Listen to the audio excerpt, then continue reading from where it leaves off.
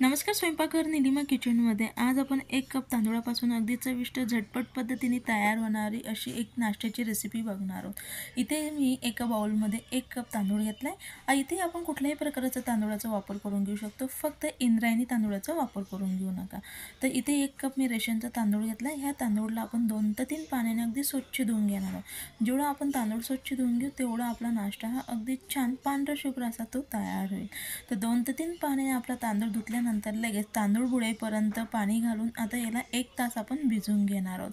अगदी बनवायला सोपं आहे आणि चविष्ट देखील हा नाश्ता लागतो आणि सर्वजण अगदी आवडून खातील इतपत अगदी छान असा तो चविष्ट आणि पौष्टिक नाश्ता तयार होतो. तर 1 तास आता आपला तांदूळ हा भिजून झाला. याच्यापेक्षा थोडं कमी जास्ती भिजवून घेतला तरी काही हरकत नाही. तर अगदी मऊसूत असा आपला तांदूळ भिजून झाल्यानंतर याच्यातलं संपूर्ण पाणी आपण आता निथळून घेऊया.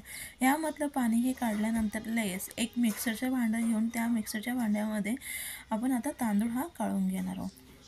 एकाच वेळेस आपण मोठ्या भांड्यामध्ये फिरून घेतलं तरी काही हरकत नाही. ह्या पद्धतीने छोट्या भांड्यामध्ये 2 बॅच करून दळून घेतलं तरी काही हरकत नाही. तर आता यामध्ये अर्धा तांदूळ हा काढून घेतला आहे. त्यानंतर फेटून घेतलेला अर्धा कप दही आपण यामध्ये घालणार आहोत. दही जे आपण यासाठी वापरणार आहोत चवीला अगदी कमी आंबट असं असावं आणि रूम टेम्परेचरला ते असावं.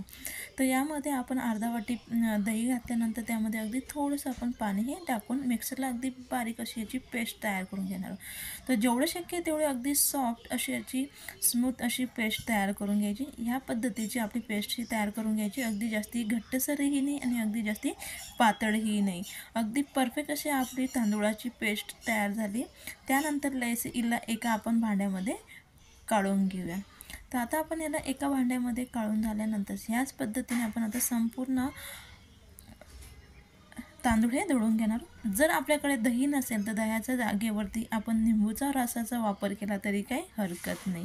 तर अशाच पद्धतीने आता आपण संपूर्ण तांदूळ हा दळून घेऊया. तर ह्याच पद्धतीने आपण आता दुसरी देखील बॅच तशीच दळून घेतली. यामध्ये आपण दही नाही घालता, फक्त अगदी थोडंसं पाणी घालून याला देखील अगदी जेवढं शक्य तेवढं स्मूथ अशी पेस्ट तयार करून घेतली. अगदी परफेक्ट अशी आपली स्मूथ पेस्ट तयार झाली. या पद्धतीच्या कन्सिस्टन्सीने आपण ही पेस्ट तयार करून घ्यायची आणि त्यामध्ये लगेच आपण 3 चमचे पोहे खाण्याचे 3 चमचे आपण रवा हा घालणार. रवा हा जाड बारीक कुठलाही असला तरी काही हरकत नाही. तर याला या पिठामध्ये आता आपण व्यवस्थित मिक्स करून घेऊया. रवा आपण याच्यासाठी घालतोय तर यामुळे खूप छान असं ते बाइंडिंग आणि थोडं छान सॉफ्टपणा देखील येईल. ते लगेचच आपण चवीनुसार मीठ देखील घालून घेतले. हे संपूर्ण इन्ग्रेडियंट्स आता आपण यामध्ये बॅटरमध्ये व्यवस्थित मिक्स करून घेऊया. आता आपलं बॅटर अगदी परफेक्ट असं तयार झालं. यावरती आपण आता फोडणीही लावून घेणार आहोत. फोडणी लावण्यासाठी लगेच आपण गॅसवरती फोडणी पात्र हे गरम करून घेऊया. फोडणी पात्र गरम झाल्यानंतर लगेच याच्यामध्ये 1 किंवा 1.5 चमचे तेल आपण गरम करून घेणार. आता आपल्याला नाश्ता हा कितपत तेलसर लागतो, किती आपण तेल खातो त्यानुसार थोडं कमी जास्ती केलं तरी काही हरकत नाही. तेल आता आपलं अगदी छान तापल्यानंतरच आपण अगदी थोडी कडक अशी फोडणी यावरती लावणार आहोत.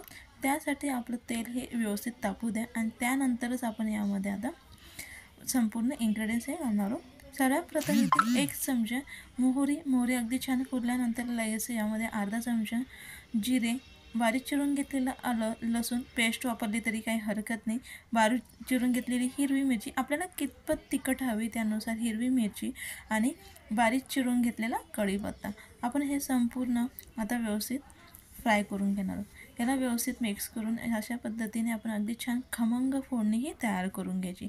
आता आपली खमंग फोडणी तयार झाल्यानंतर लगेच गॅस हा बंद करायचा आणि अगदी थोडंसं नॉर्मल असं गार झाल्यानंतर आपण या बॅटरमध्ये ही फोडणी टाकून घेणार. जर आपण अगदी जास्ती गरम फोडणी टाकल्यामुळे आपला जो बॅटर आहे त्याचा कलर बदलण्याची शक्यता असते. तर थोडंसं गार झाल्यानंतर लगेच आपण ह्यावरती फोडणीही लावून घेतली आणि त्याला व्यवस्थित आता मिक्स करून घेऊया. तर या पद्धतीने आपण आता ही जी फोडणी लावली होती ती फोडणी आता आपण व्यवस्थित मिक्स करून घेतल्या. या फोडणीमुळे आपला जो पदार्थ आहे अगदी छान चविष्ट असा तो तयार होईल. आपल्याला वरून अजिबात फोडणी वगैरे लावण्याची गरज नाही किंवा कुठलाही आपल्याला तिखटपणा आणण्यासाठी कुठलीही जास्तीचे मसाले वापरण्याची गरज नाही. अगदी परफेक्ट असं आपलं बॅटर हे तयार झालं आहे. आता आपलं बॅटर तयार झालं आहे. त्यानंतर स्टीम करण्यासाठी साईडला एक प्लेट घेतली. त्या प्लेटला आपण आता तेल हे लावून घेऊया. तेल किंवा बटरचा वापर केला तरी काही हरकत नाही. आपण याला वेगवेगळ्या आकारामध्ये देखील करून घेऊ शकतो. इडली पात्राला देखील आपण तेल लावून इडलीसारखं देखील आपण मसाला इडलीसारखं करून घेऊ शकतो किंवा आप्पे देखील आपण करून घेऊ शकतो. पण आज आपण ढोकळ्यांसारखं याला करून घेणार आहोत. तर इथे आपलं बॅटर 2 ते 3 मिनटं आपण भिजलं देखील गेलं आहे. त्यानंतर लगेच त्यामध्ये अर्धा चमचा सोडा घालून त्याला व्यवस्थित मिक्स करून घेऊया. सोड्याच्या जागेवरती आपण इनोचा वापर केला तरी काही हरकत नाही. तर एका डायरेक्शनने आपण फक्त काही सेकंदापर्यंत बॅटर हे मिक्स करून घेतले. या पद्धतीने आपलं बॅटर तयार झाल्यानंतर लगेचच आपण ज्या प्लेटला तेल लावून घेतलं तर त्या प्लेटमध्ये हे बॅटर आपण काढून घेऊया. तर अशा पद्धतीने आपण आता संपूर्ण बॅटर हे काढून घेतले. जर तुम्हाला माझ्या रेसिपी आवडत असतील तर नक्की लाईक करा, शेअर करा, कमेंट्स करा आणि चॅनलला सबस्क्राईब करायला विसरू नका, जेणेकरून नवनवीन व्हिडिओ अपलोड केले तर सगळ्यात आधी त्याचं नोटिफिकेशन हे तुम्हाला मिळेल. त्यानंतर यावरती आपण अगदी थोडेसे जे लाल तिखट असतं ते अगदी थोडंसं स्प्रिंकल, ते आपल्याला आवडत नसेल तर स्किप केलं तरी काही हरकत नाही. आणि अगदी थोडंसं आपण यावरती काळी मिरी पावडर देखील आपण अगदी थोडंसं यावरती टाकून घेतलं आहे. यामुळे खूप छान अशी चव आपल्या ढोकळ्यांना येणार आहे. त्यासाठी साईडला स्टीम करण्यासाठी एका कढईमध्ये आपण पाणी गरम करून घेतले. त्यामध्ये स्टँड ठेवून या पद्धतीने त्यावरती आपण प्लेट ठेवून झाकण मंद आचेवरती आपण 10 मिनटं याला स्टीम करून घेणार आहोत. अगदी झटपट पद्धतीने हे स्टीम होतं. या पद्धतीने आपण आता 10 मिनटं मंद आचेवरती याला शिजवून घेऊया. तर 10 मिनटानंतर तुम्ही बघू शकाल अगदी परफेक्ट असं आपले चटपटीत नाश्ता हा तयार झाला आहे. आता आपण लगेच एका सुरीच्या सहाय्याने या पद्धतीने आपण त्याला चेक करून बघायचं. म्हणजे सुरीला पीठ चिटकलं म्हणजे आपले ढोकळे ते थोडे कच्चे पण अगदी परफेक्ट असे आपले ढोकळे हे तयार झाले. लगेचच याला कट न करता थोड्या वेळ आपण याला गार होऊ द्यायचं आणि त्यानंतरच आता आपण आवडीनुसार याला कट करून घ्यायचं.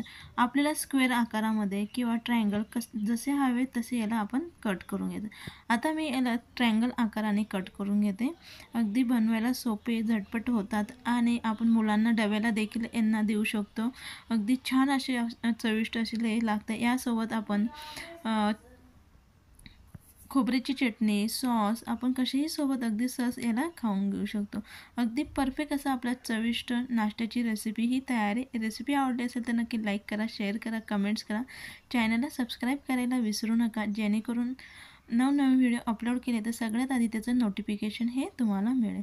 अगदी परफेक्ट असं आपला सॉफ्ट, अगदी छान असा आपला नाश्ता हा तयार आहे. नक्की एक वेळेस करून बघा, नक्की बनवाल. एवढा छान चविष्ट असा आपला हा झटपट पद्धतीने तयार होणारा नाश्ता हा तयार आहे.